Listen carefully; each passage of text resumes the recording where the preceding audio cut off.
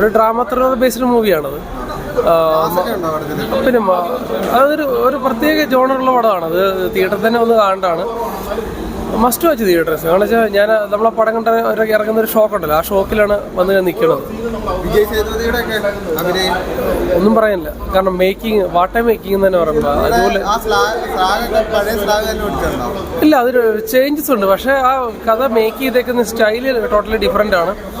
Especially families ഒന്ന് കണ്ട ഒരു must watch theatre experience movie തന്നെയാണ്. നല്ലൊരു പടമാണ്.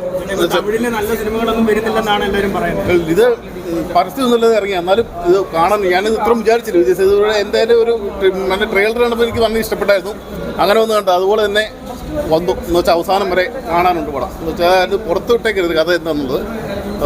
അതാണ് പറയുമ്പോൾ ആദ്യം അവസാനം വരെ ഇഷ്ടമാണെന്ന് പറഞ്ഞു കേട്ടോ. പടത്തിന് ഒരു സെൻറ്റിമെൻ്റൽ ക്രൈം ത്രില്ലർ എന്ന് പറയാം. വളരെ അതായത് നമ്മുടെ മനസ്സിനൊക്കെ വളരെയധികം വേദനിപ്പിക്കുന്ന രീതിയിലുള്ള മുഹൂർത്തങ്ങളൊക്കെ അതിനകത്ത് ഉണ്ടായിട്ടുണ്ട്.